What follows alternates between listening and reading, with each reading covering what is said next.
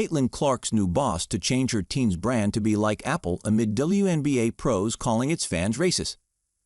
Kelly Krauskopf will look to make the Fever a household name amid accusations against the team's fan base. Caitlin Clark has brought so much attention and popularity to the Indiana Fever that the team's new president has big ambitions for its brand. The Fever's new president of basketball and business operations, Kelly Krauskopf, said she wants to make the Fever's brand like the tech company Apple during her introductory press conference on Tuesday. "We have a foundational player in Caitlin Clark, and we're going to continue to add to that. But I want this team to be a leader in the country and an enduring brand like Apple. We have a real opportunity here," Krauskopf said. For Krauskopf, Clark's presence on the team gives the organization a chance to reach a new generation of fans. She plans to be very forward-thinking in terms of who the team will be marketing itself to. She suggested the team will look to move on to focusing on a new demographic, compared to the fans that it appealed to when it won its only WNBA championship in 2012. "This is the moment where it takes a generation some time to get to that level," Krauskopf said. "I would tell our players, look, we're building this for someone else. We're building this for someone's 10-year-old daughter now, because that's what you do. We wanted to keep moving it forward, pushing it forward and paying it forward. I know what kind of support we have and we have it, and that's where I feel empowered and very confident in the direction that we're going because we have that level of support." Krauskopf also pointed out that Clark was 10 years old when the Fever won its first title. Now she believes that Clark will give the team a distinct recruiting advantage as it looks to evolve its brand and grow its fan base. "If you're a smart basketball player and you watch the way Caitlin Clark plays, you would want to play with her," Krauskopf said. However, Krauskopf will be looking to give the Fever this reputation after a season in which multiple WNBA players have criticized the Fever fans and accused them of being racist. After the team's loss to the Connecticut Sun in the first round of the playoffs, multiple Sun players spoke out against Fever fans and alleged they used racist language against them. "Honestly, it's been a lot of nonsense. I think in my 11-year career, I've never experienced the racial comments like I have from the Indiana Fever fan base," Sun player Alyssa Thomas said after the Sun won the series on September 25. "It's unacceptable, honestly. There's no place for it." Thomas went so far as to say the Fever must intervene to halt their fans' actions. "We don't want fans that are going to degrade us and call us racial names," Thomas said. "We already see what's happening in the world and what we have to deal with in that aspect.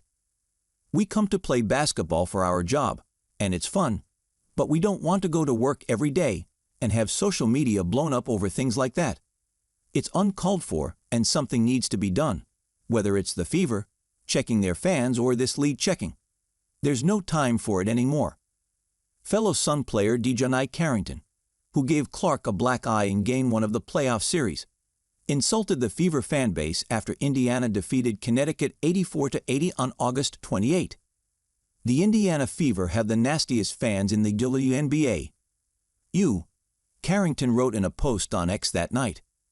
Meanwhile, Clark's longtime rival and Chicago Sky rookie Angel Reese has accused Clark's fans, both for the Fever and her fans during Clark's college career at Iowa, of racism, death threats, and even sending explicitly AI-generated images of Reese to her family members. "I think it's really just the fans, her fans, the Iowa fans, now the Indiana fans, that are really just, they ride for her, and I respect that, respectfully. But sometimes it's very disrespectful. I think there's a lot of racism when it comes to it," Reese said during the first episode of her podcast on September 5. "People have come down to my address, followed me home. It's come down to that. Multiple occasions, people have made AI images of me naked. They have sent it to my family members. My family members are like uncles, sending it to me like, 'Are you naked?' on Instagram." Clark herself addressed the allegations of racism against Fever fans during the team's exit interview. However, Clark did not acknowledge that the individuals accused of racism are fans of her or her team. "Those aren't fans. Those are trolls," Clark said. Regardless, the influx of followers Clark brought to Indiana and the WNBA as a whole is undeniable.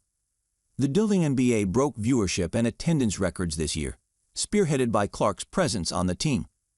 The 14 most-watched WNBA games this year all included the Fever, and the team's season finale against the Washington Mystics on September 19 broke the record for most attended game in WNBA history with 20,711 attendees after it was moved to a larger arena. Clark drew a WNBA record, 1.84 million viewers to her first playoff game against the Connecticut Sun on September 22, while competing with NFL Sunday. She followed it up with another record audience of 2.54 million viewers for Game 2. Clark and the Indiana Fever lost both those games, however, sending Clark home for the offseason. However, once Clark and the Fever were eliminated from the playoffs, viewership plummeted. The first game between the Aces and Liberty, a rematch of last year's WNBA Finals between two of the league's most popular and successful teams, drew an audience of 929,000, ESPN announced, which is 50% less than the Fever's Game 1 against the Sun. Now Krauskopf will look to use that ammunition to build up the team's brand, all while accusations of racism against the fan base by other players may potentially continue.